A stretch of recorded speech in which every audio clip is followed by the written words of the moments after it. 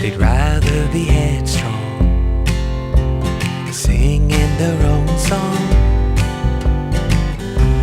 I've been so lucky in my life.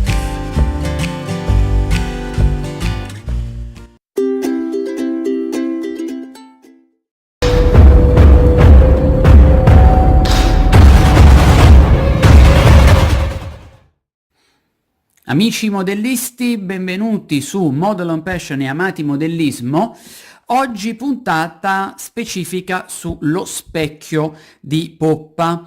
Allora, qui abbiamo già visto nelle puntate precedenti che possiamo andare a realizzare lo specchio di poppa utilizzando l'adesivo del kit. Qui abbiamo fatto una versione un pochettino più avanzata.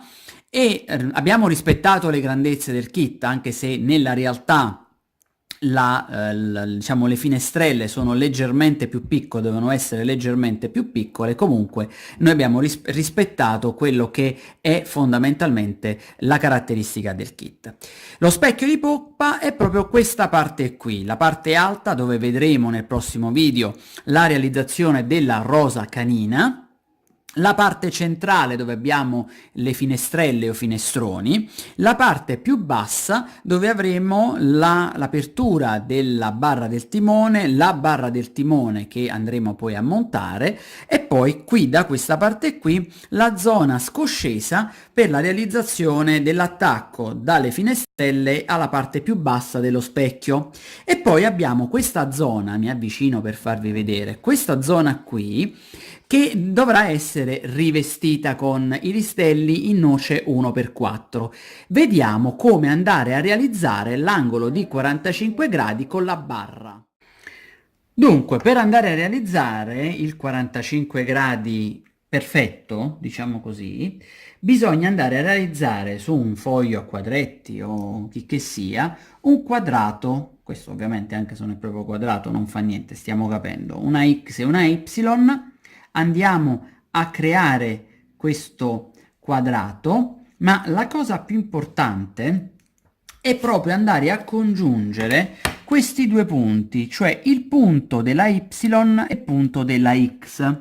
Andando a congiungere questi due punti, adesso lo facciamo in diretta, abbiamo praticamente creato il famoso angolo di 45 gradi, che è esattamente questo qua. Questo angolo è importantissimo per andare a realizzare quello che è il listello di 45 gradi rispetto all'asse della barra del timone.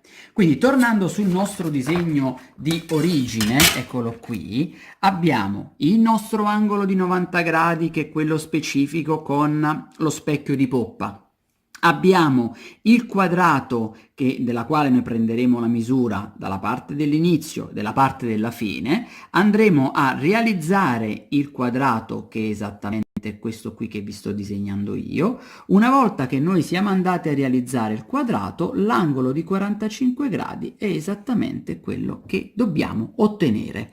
Andando ad applicare questa regola per ogni singolo, diciamo per il primo listello, quello centrale, e poi rifacendoci a questo per tutti gli altri, avremo ottenuto un rivestimento a 45 gradi, come abbiamo detto prima, preciso su tutto lo specchio di poppa.